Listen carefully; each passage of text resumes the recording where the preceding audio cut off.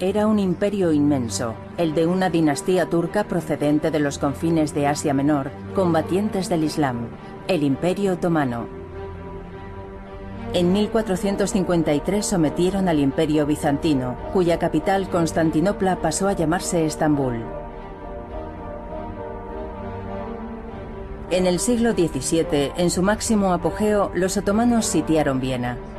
Su imperio se extendía sobre 3 continentes, del Mar Negro al Mar Rojo, imponiendo su ley en un mosaico incomparable de pueblos y creencias. Sin embargo, en un siglo el Imperio Otomano iba a disolverse. El impacto de su caída se dejó escuchar desde los Balcanes hasta Oriente Medio. Fue entonces cuando nacieron las fracturas de un mundo que es el nuestro. El final del Imperio Otomano.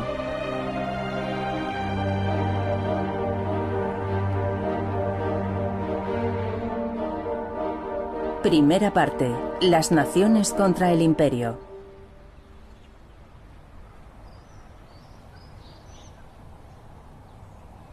Sarajevo, capital de Bosnia-Herzegovina, en el centro de Europa, nos recuerda la tragedia de las guerras yugoslavas, los últimos conflictos del siglo XX.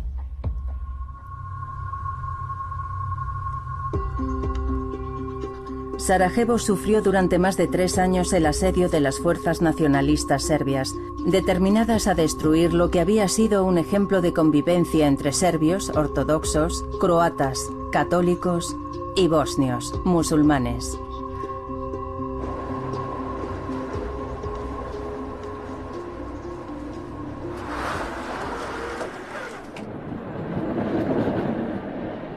Una operación de limpieza étnica cuyas primeras víctimas fueron los civiles bosnios.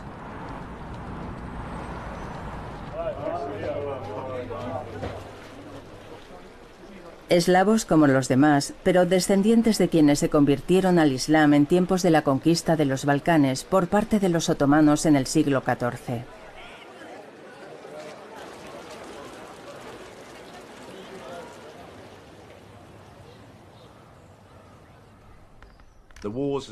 Las guerras de Yugoslavia resucitaron viejos tópicos, concretamente la idea de que por alguna razón extraña, quizás debido a los otomanos, los pueblos de esta zona de Europa siempre se habían odiado.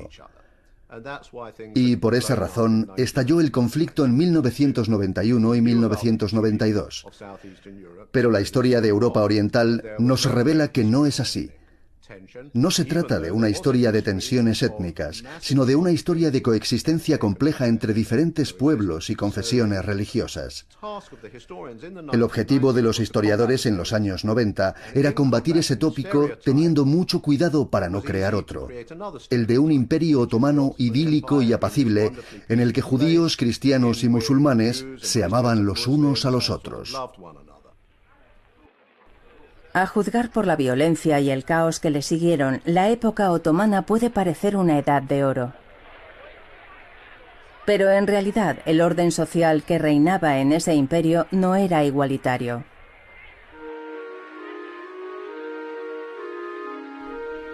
Los no musulmanes eran inferiores a los musulmanes, estaban sujetos a un impuesto específico y no podían llevar armas ni hacer proselitismo.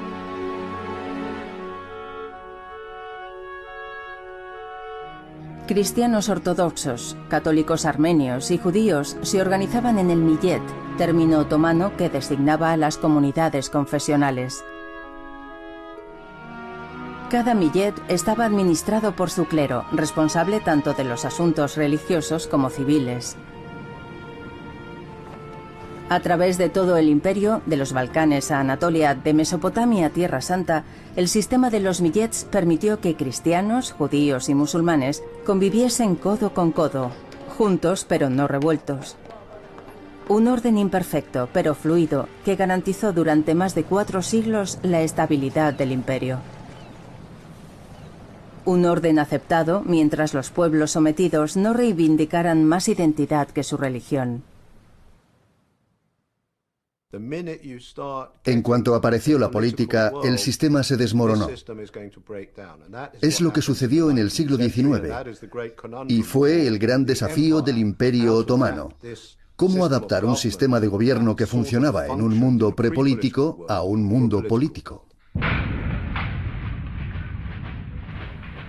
El nuevo mundo político que iba a desafiar al imperio nació de los ideales de la Revolución Francesa, de las nuevas aspiraciones del pueblo a la libertad y a la emancipación, algo irreconciliable con la idea misma de imperio.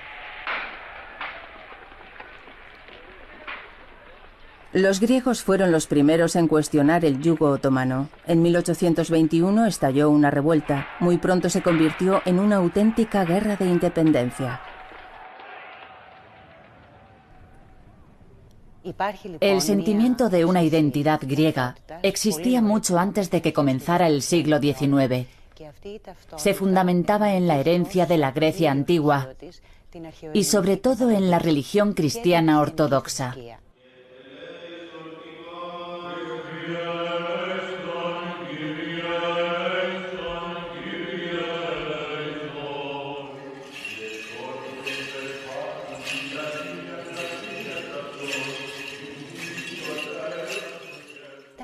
Ese sentimiento de identidad era compartido por la totalidad de los cristianos de los Balcanes.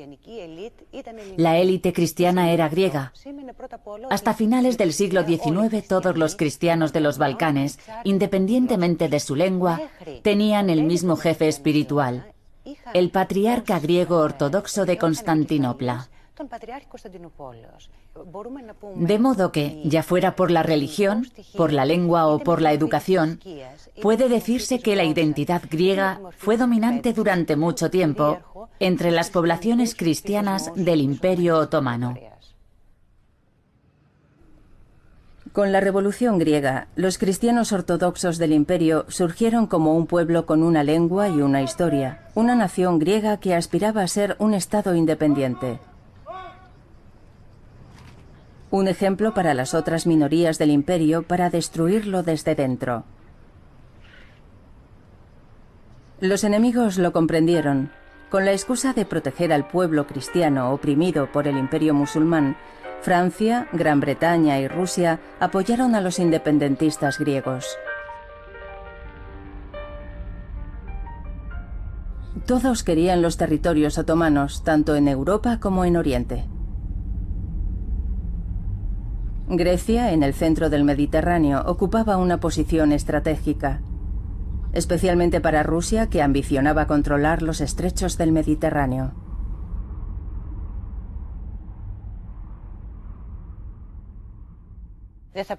No podemos olvidar que las potencias extranjeras competían en la zona. Los intereses de Francia, Gran Bretaña y Rusia se oponían casi siempre. A menudo, dos de estas potencias se aliaban para luchar contra la tercera, de modo que Grecia se encontraba en medio de unos intereses contradictorios, concretamente entre los de Gran Bretaña, que era la potencia naval del Mediterráneo oriental, y los de Rusia, que buscaba una salida al mar Mediterráneo. En 1829, Francia, Gran Bretaña y Rusia negociaron en Londres la independencia de Grecia. Una independencia que iba a cambiar el destino del imperio. El Imperio Otomano era uno de los mayores de aquella época. Dominaba todo Oriente Medio. Desde el punto de vista territorial, la pérdida de la Grecia continental y del Peloponeso era insignificante. Pero simbólicamente era muy importante. Supuso el inicio de las insurrecciones que marcaron todo el siglo XIX e hicieron que el Imperio Otomano perdiera los Balcanes. Fue un gran trauma que la historia turca todavía no ha superado.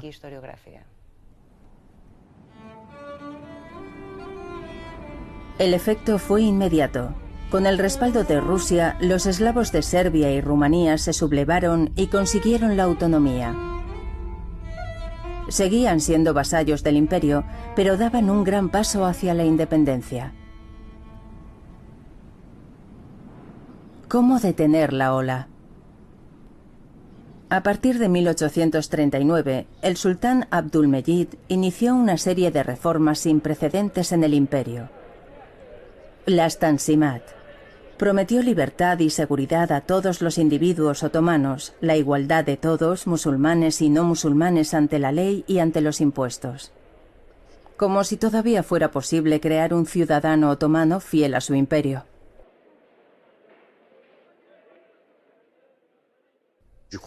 Creo que los burócratas del imperio no controlaron en absoluto la intensidad de la emancipación de las comunidades. Pasaron de una identidad confesional pura y llana a una identidad nacional. Dicho de otra manera, cada confesión se determinó para ser concebida como una entidad nacional, y el hecho de que existiesen lenguas como el serbio, búlgaro, griego, armenio, que constituían en cierto modo la base de estas comunidades confesionales, aceleró el proceso de nacionalización.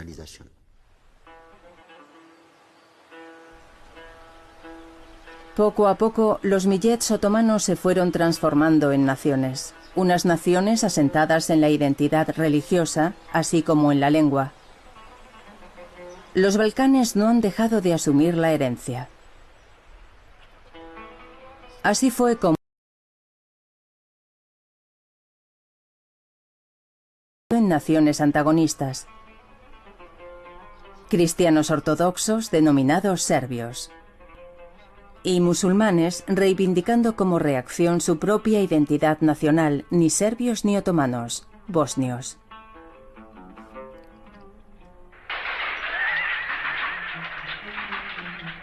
En 1875, en la provincia, estalló una revuelta de campesinos serbios que acentuó la ruptura entre los pueblos. En Bosnia, los terratenientes eran en su mayoría musulmanes y los campesinos cristianos ortodoxos. De modo que una revuelta campesina podía entenderse como una revuelta de clases y a la vez como una revuelta étnica.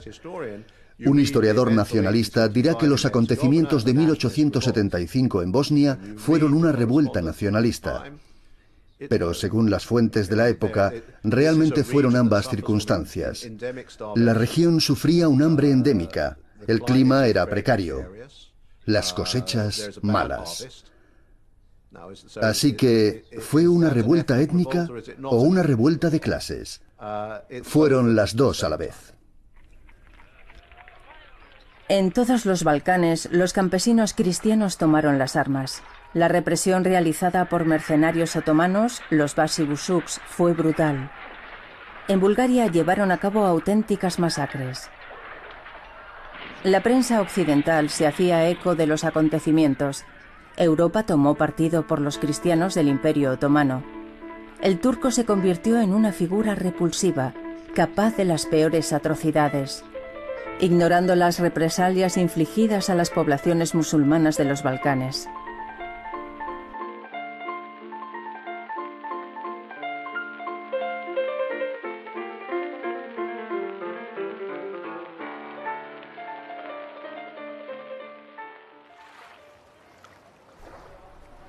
...1876 fue el año de todos los peligros. La revuelta de Bosnia se convirtió en la crisis de Oriente.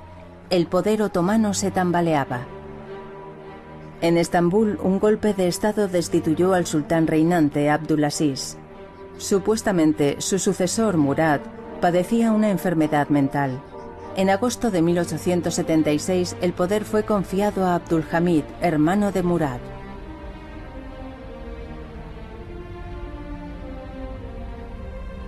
En la mezquita imperial de Eyüp se ciñó la espada de Osmán, fundador de la dinastía.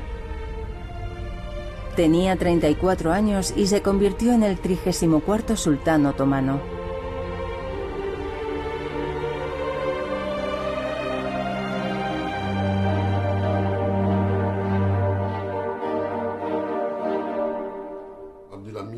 Abdülhamid era la última esperanza e intentó jugar sus bazas en un momento en el que el imperio empezaba a fragmentarse bajo el efecto de los nacionalismos internos, concretamente en los Balcanes, y de la presión de las grandes potencias.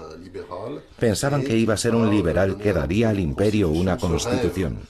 un sueño que los liberales otomanos tenían desde hacía algunos años.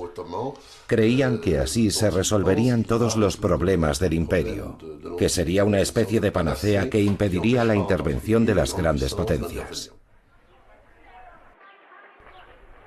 Abdulhamid cumplió el sueño de los liberales. Hubo una constitución, elecciones, un parlamento y se confirmó la igualdad entre todos los individuos, musulmanes y no musulmanes.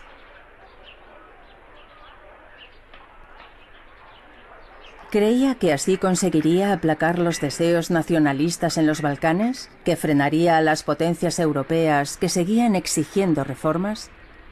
Poco duraron las ilusiones. En abril de 1877, Rusia le declaró la guerra.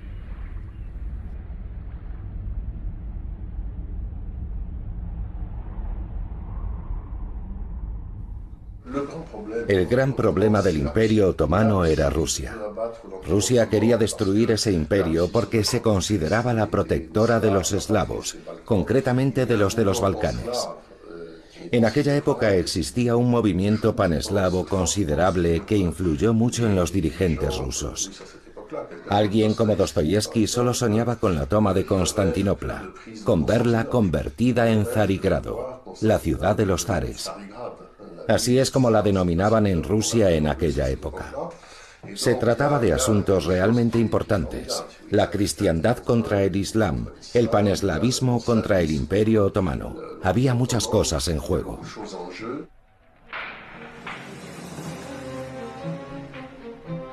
En unas semanas, los otomanos fueron vencidos. Rusia ideó un gran plan de desmantelamiento, pero ni Francia, ni Gran Bretaña, ni Austria-Hungría querían que se apropiara del botín del imperio. En junio de 1878, las grandes potencias europeas se reunieron en el Congreso de Berlín. Los otomanos estaban representados, pero no tenían voz, no estaban autorizados a discutir acerca de nada.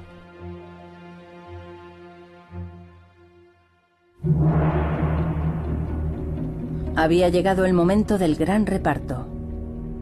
Rusia, victoriosa, toma los territorios del Cáucaso. Consiguió que se crease un nuevo estado cristiano, Bulgaria.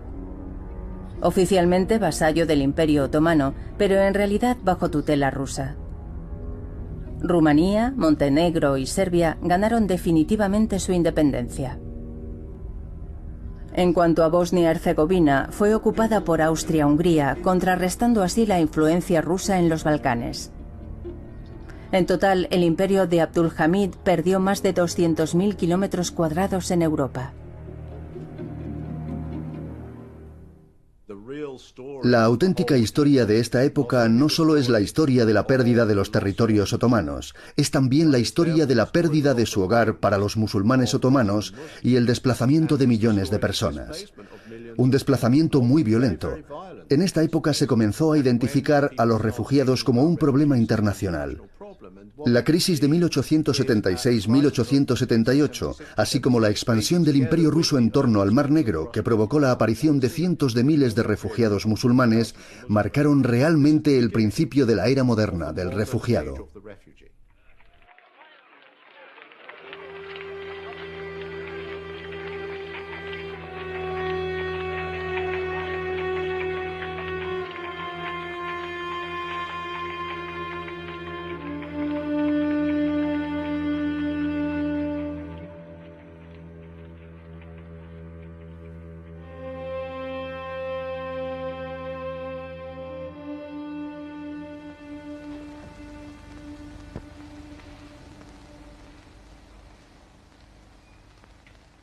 Je présente mes plus humbles devoirs à votre grandeur.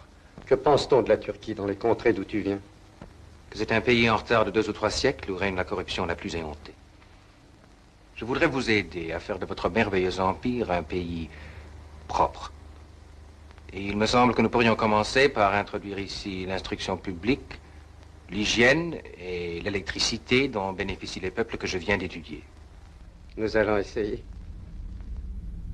Tras la guerra, tras la humillación de Berlín, Abdulhamid cerró el paréntesis liberal. suspendió la Constitución de 1876 y a partir de ese momento reinó solo, como un déspota. Pero un déspota iluminado que no renunciaba a salvar el imperio.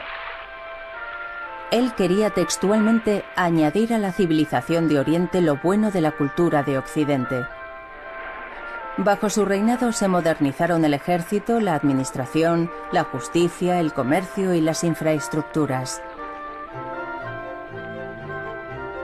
La educación era una prioridad. En todo el imperio se crearon academias militares, de medicina o de derecho.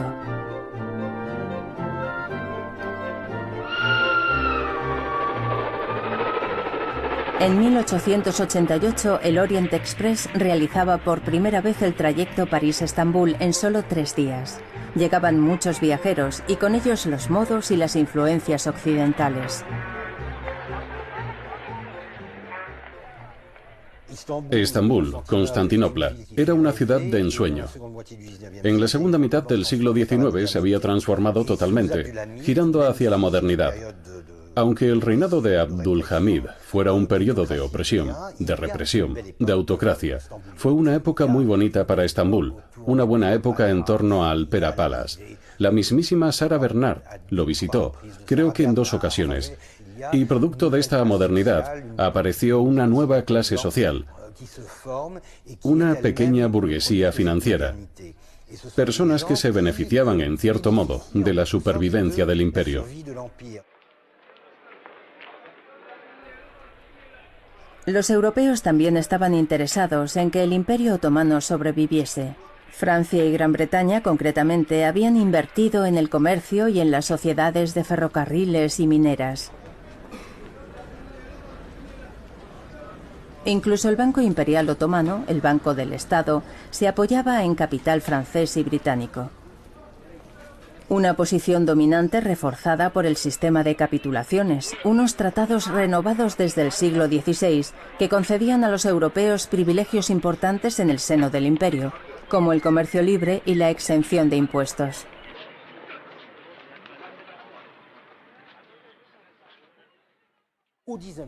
A partir del siglo XIX, las capitulaciones se concedían a todas las naciones occidentales.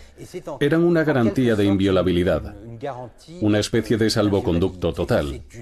Básicamente proporcionaban a todo extranjero que estuviese bajo su protección el derecho a hacer lo que quisiera sin que las autoridades otomanas le molestaran. La inviolabilidad, la extraterritorialidad, era un privilegio casi colonial.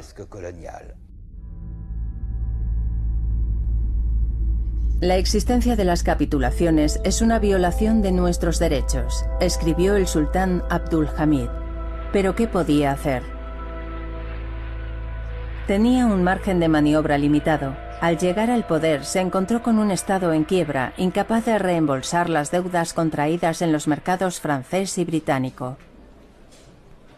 En 1881 se creó la Administración de la Deuda Pública, que limitaba su poder. Era un consorcio que metía la mano en cuantos ingresos del Estado hiciera falta para garantizar la solvencia del imperio y la satisfacción de las deudas. Era una vulneración directa de la soberanía fiscal del imperio.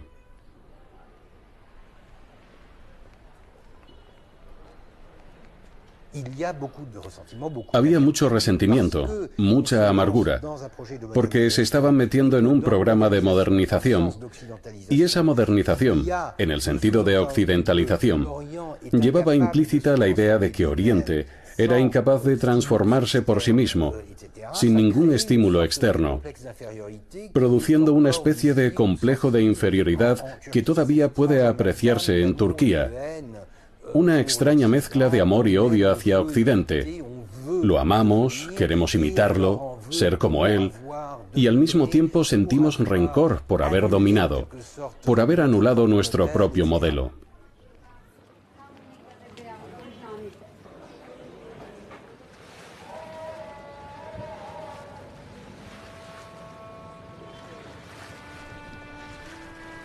Durante mucho tiempo, Francia y Gran Bretaña protegieron la integridad del Imperio Otomano, garantía de su estabilidad. Pero a finales del siglo XIX cambiaron las prioridades. El imperialismo europeo estaba en pleno apogeo, en busca de nuevos recursos, de nuevos mercados. Francia había conquistado la Argelia otomana. En 1881 se apoderó de Túnez. Al año siguiente le llegó el turno a Egipto, que fue ocupado por Gran Bretaña. A través del Canal de Suez se acercaba a India, la joya de su imperio colonial.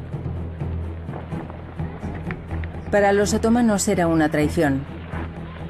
Pero para una potencia que hasta entonces había sido discreta, era la oportunidad de meterse en el juego otomano.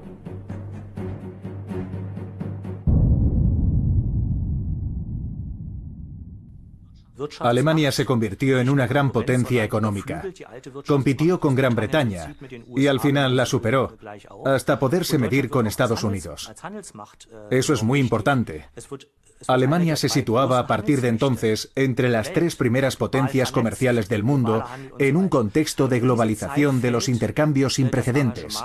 La intervención de Alemania en Oriente y concretamente en el Imperio Otomano debe entenderse en este contexto. En 1889, el Kaiser Guillermo II realizó una visita oficial a Estambul. Abdulhamid lo recibió con boato.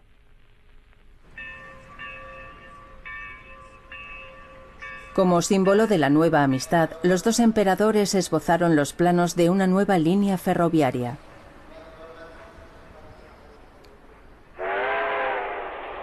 Se extendería desde Berlín hasta Bagdad, pasando por Mesopotamia, hacia el Golfo Pérsico y sus campos de petróleo. A las puertas del territorio protegido por Gran Bretaña.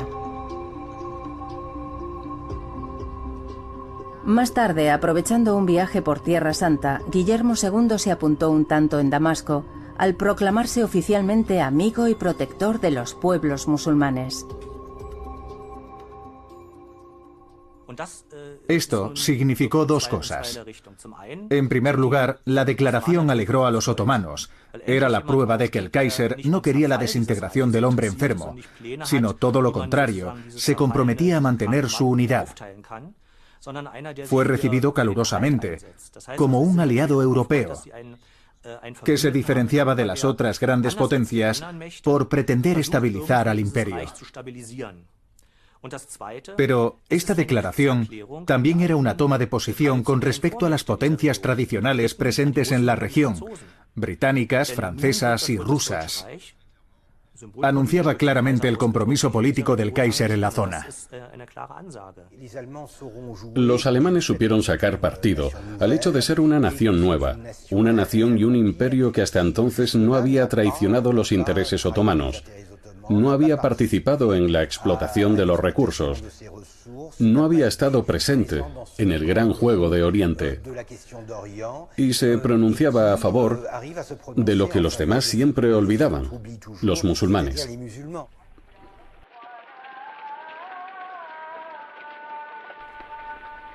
Fue un golpe político muy hábil y el sultán Abdulhamid convirtió el Islam en un argumento político y estratégico de primer orden. Los otomanos querían evitar que la experiencia de los Balcanes, marcada por el desarrollo de las diferentes identidades nacionales basadas en la religión y la historia, se reprodujese en el mundo árabe. La balcanización había supuesto la división y la secesión de territorios enteros de los que dependía el poder del Imperio Otomano. Si en el mundo árabe se reprodujera esa situación, el imperio se vería reducido a los territorios turcos, algo que los otomanos querían evitar a toda costa. Por un lado, Abdulhamid era perfectamente consciente de que un día u otro el imperio perdería los Balcanes y que el retroceso de Asia Menor, más o menos definida ya como Anatolia, sería inevitable. Había que proteger el núcleo duro del imperio, que según él era el núcleo turco, mediante una periferia musulmana. ¿Quién podía formar dicha periferia musulmana? Albaneses, kurdos y árabes.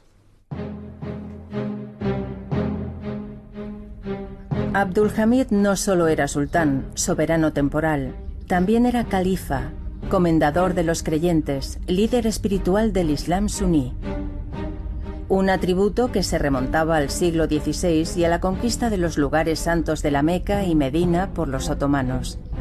Decidió asumir totalmente este cometido y hacer del Islam un nuevo cimiento para su imperio. Un imperio reajustado, en el que los musulmanes ya alcanzaban los 3/4 de la población. En 1900, para su aniversario, Abdulhamid inauguró una nueva línea de ferrocarril, la línea sagrada del Hiyaz, que unía Estambul con la Meca y que recordaba que los otomanos eran los guardianes del peregrinaje y que llegaban más allá de las fronteras del imperio.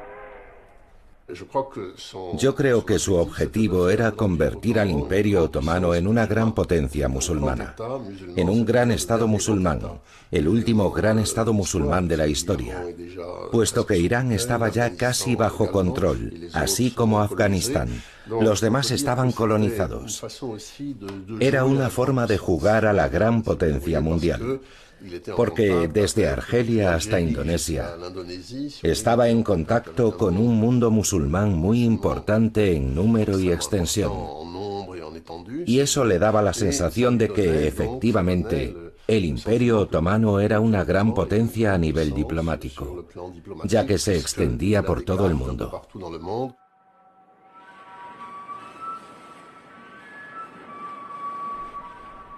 La política del califato se desarrollaba sobre todo desde el interior del Imperio Otomano.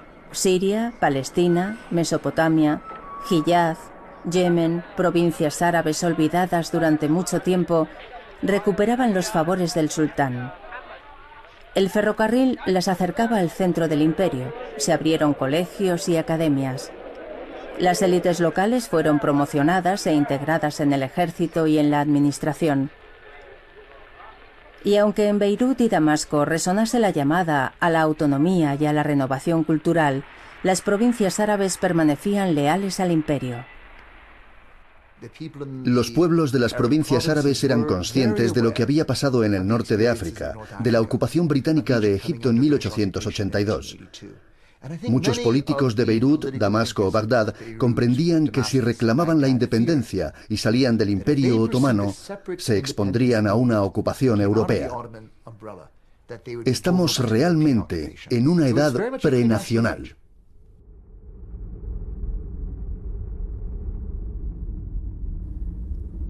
El orden otomano se mantenía en las provincias árabes, alimentando la ilusión de un imperio estable, coherente en sus nuevas fronteras. ¿Pero a qué precio? En Anatolia Oriental, una minoría cristiana empezó a interesarse por la independencia: los armenios. Repartidos entre los imperios otomano, ruso y persa, reivindicaban una religión, una lengua y una historia antiguas. Una amenaza para los otomanos en el corazón de lo que consideraban como el núcleo duro de su imperio, anatolio, turco, musulmán. En 1894 estalló una revuelta en Sasún. Como represalia, algunas poblaciones armenias fueron masacradas. Era un preludio del genocidio de 1915.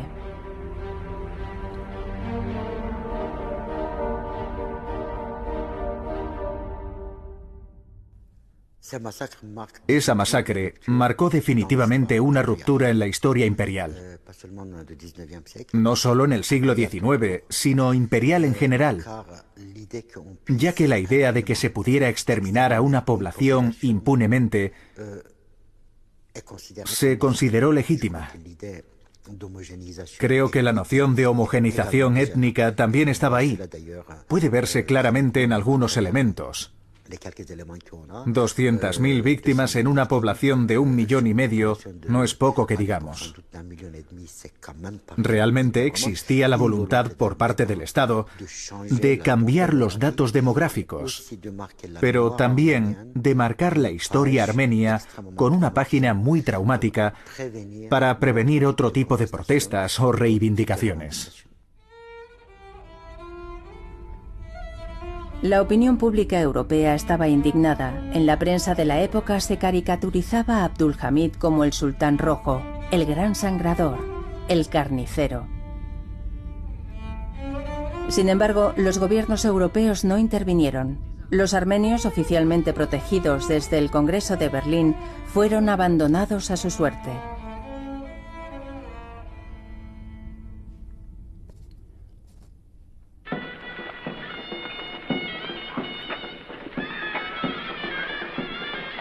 El imperio se centró en Anatolia, Asia Menor. Pero en los Balcanes se preparaba su caída. En los últimos territorios europeos del imperio, en Macedonia, se enfrentaron a partir de entonces nacionalistas serbios, griegos y búlgaros.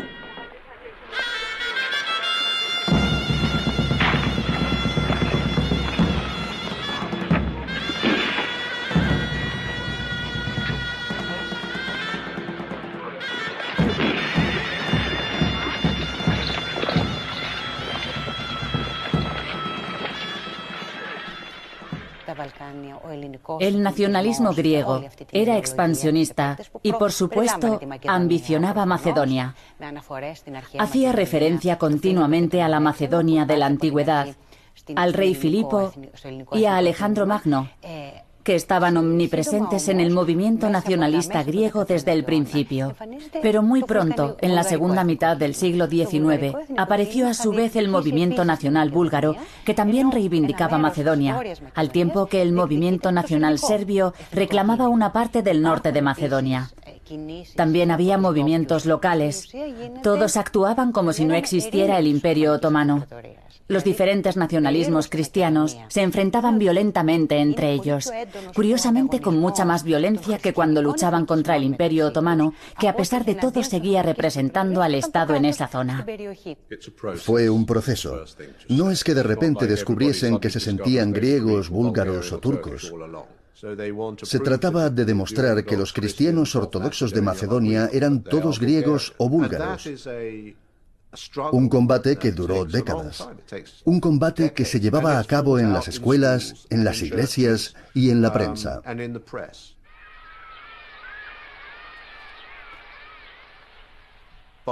A partir de 1905-1906, el combate se volvió muy violento. Entre Grecia y Bulgaria se desencadenó una auténtica guerra delante de los oficiales otomanos. Fue entonces cuando empezó a surgir otra cuestión. ¿Los musulmanes de la región eran solo musulmanes o también tenían una identidad nacional? La respuesta vino de las filas del ejército otomano. El 3 de julio de 1908, en Salónica, un grupo de jóvenes oficiales se amotinó. Eran musulmanes, igual que los demás militares otomanos. Provenían del Comité Unión y Progreso, la principal fuerza opositora al sultán, y reivindicaban también su identidad turca.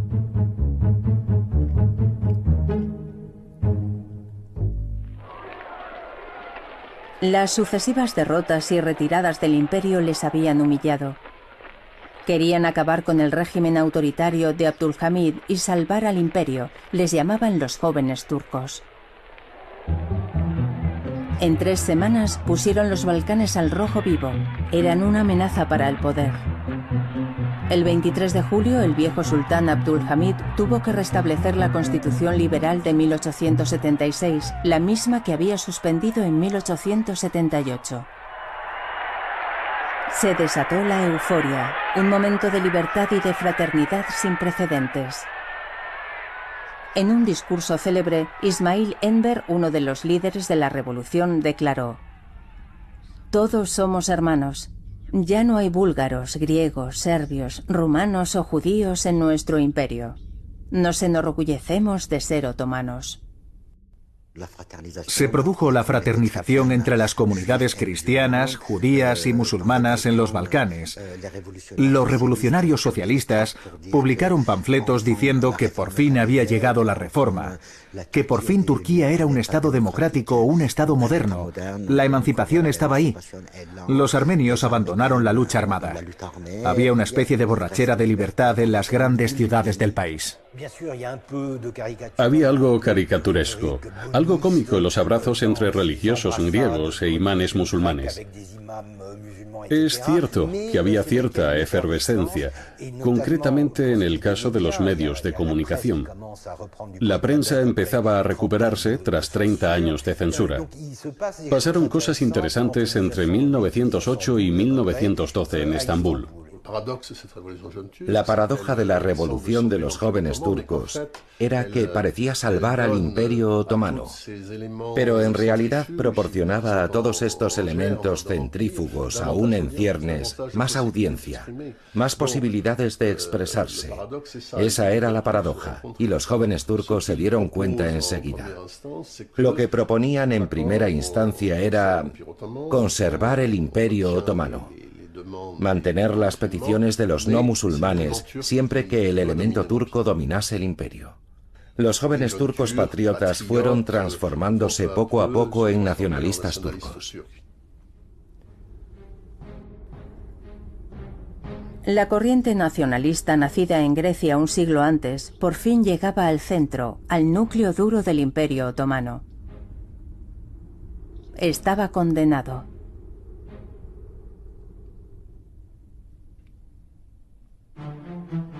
En el caos que siguió a la revolución, Bulgaria, con el respaldo de Rusia, proclamó su independencia. Austria-Hungría se anexionó Bosnia-Herzegovina. Los otomanos estaban desarmados. En Estambul se estaba tramando la contrarrevolución. Los jóvenes turcos acusaron al sultán de respaldarla. El 27 de abril de 1909, Abdülhamid fue destituido y se exilió en Tesalónica.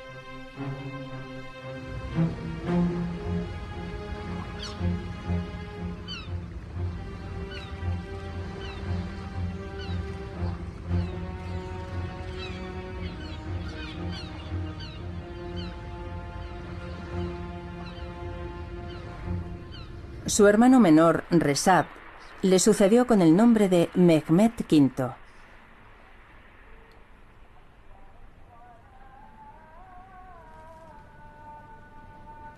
Fue proclamado en la mezquita de Eyüp. Aunque los fastos se mantuvieron, el nuevo sultán no sería más que un figurante. El gobierno estaba en manos de los revolucionarios.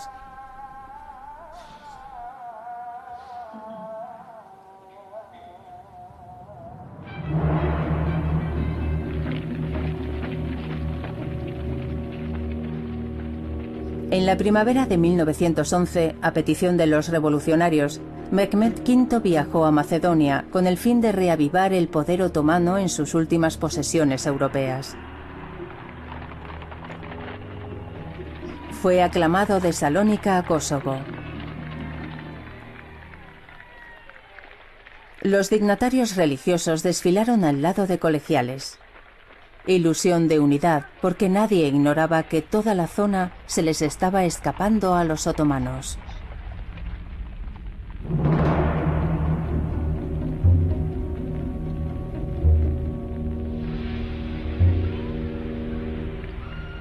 Hasta los albaneses musulmanes, conocidos por ser el último bastión, el cinturón de hierro del imperio, se sublevaron.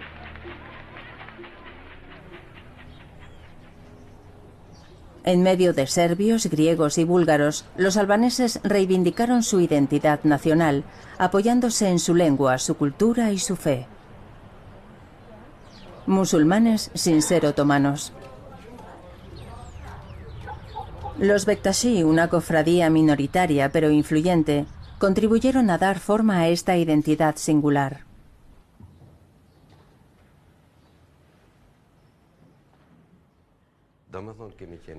Nosotros reivindicábamos un Estado, pedíamos la independencia. No considerábamos que el sultán fuera nuestro padre. El Estado otomano perseguía a todo el que quisiera crear un Estado albanés. No podían actuar de día, por eso fueron acogidos en nuestros templos. Algunos dicen hoy que estábamos sometidos a los turcos, pero no es así. Es cierto que compartíamos la misma fe musulmana, pero políticamente estábamos entregados a Albania y a ninguna otra patria. Esa era la postura de los Bektaşis.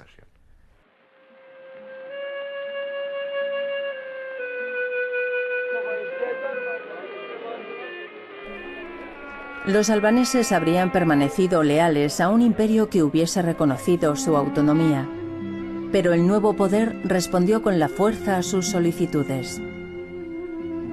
En Kosovo, los insurrectos albaneses pasaron a la clandestinidad. La ruptura se había consumado.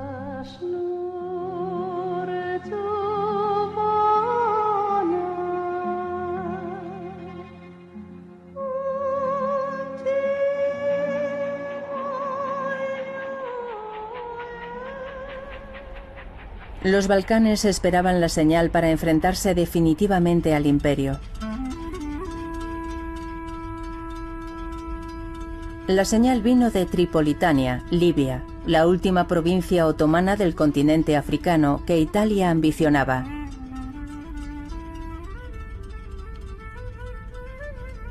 En septiembre de 1911, Roma pasó a la ofensiva. El ejército otomano resistía, pero no pudo impedir el avance italiano.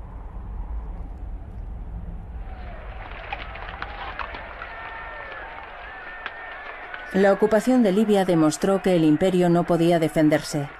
Había llegado el turno de Serbia, Montenegro, Grecia y Bulgaria, que se unieron en una alianza balcánica, y en octubre de 1912 declararon la guerra. Mercenarios albaneses se unieron a ellos.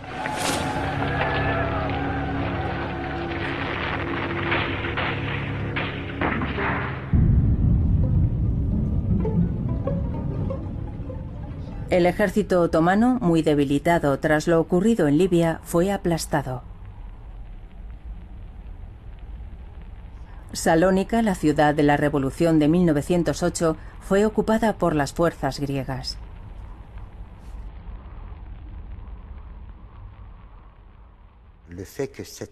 El ejército otomano no se resistió, y el hecho de que la ciudad cayera sin oponer resistencia fue considerado como una humillación. Que a esta caída le siguiera la de Edirne, a 2 pasos de Estambul, supuso una doble humillación.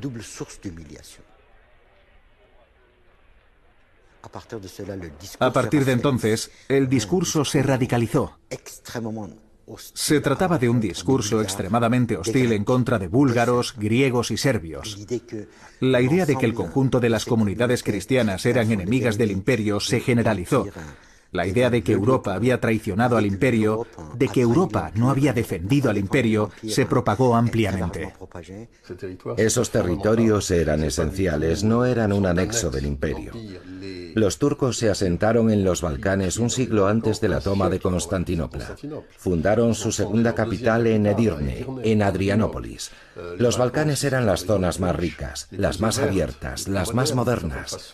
A finales del siglo XIX, Salónica era una ciudad moderna, quizás más moderna que Estambul. Era un escaparate de modernidad. Todo esto se perdió en 1912-1913, cuando perdieron Salónica, que pasó a ser griega. Fue un trauma terrible.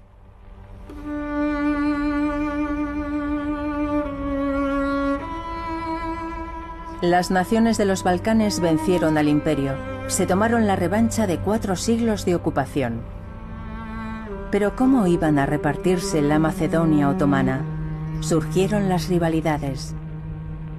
Las ambiciones de Bulgaria se oponían a las de Grecia y Serbia, y todas se enfrentaban a las de los albaneses.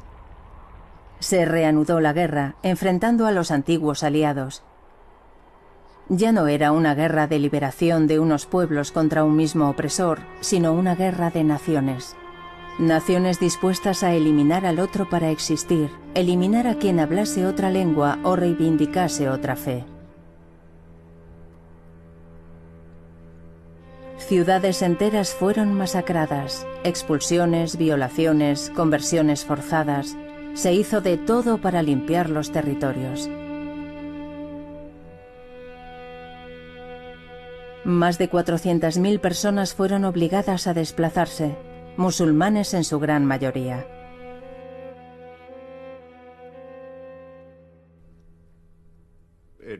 Fue el origen de lo que hoy denominamos limpieza étnica. Lo que se produjo en los años 90 es un ejemplo de una práctica que empezó a finales del siglo XIX y explotó a principios del siglo XX, como unos estados débiles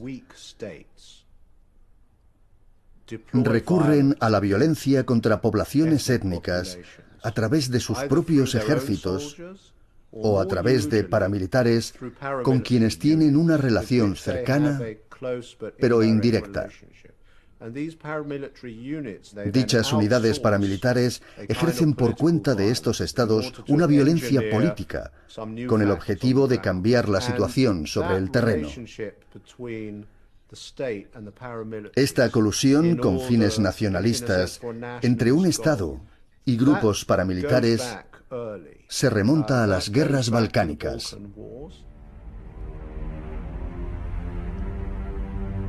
La partición de los territorios originó atrocidades. Establecidas por un tratado de paz en 1913, las nuevas fronteras de los Balcanes anunciaban futuros conflictos. Se creó una Albania independiente, pero sus fronteras eran confusas y cuestionadas. La cuna de la rebelión albanesa, Kosovo, se atribuía a Serbia.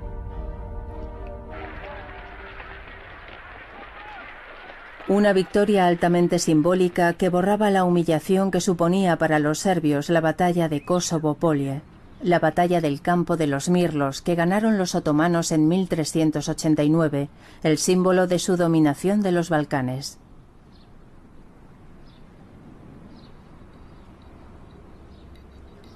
En 1989, con motivo del sexto centenario, Slobodan Milošević, presidente de Serbia, anunció el renacer del nacionalismo serbio, las premisas de las guerras que muy pronto iban a desgarrar a la ex Yugoslavia. La última tuvo lugar en 1998, en Kosovo. Una guerra de depuración étnica destinada a eliminar, de una vez por todas, la presencia albanesa en las zonas reivindicadas por Serbia.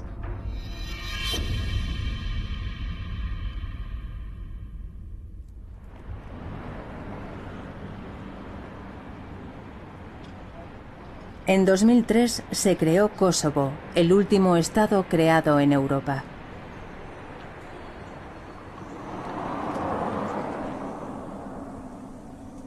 En 1913 acabó la historia europea del Imperio Otomano.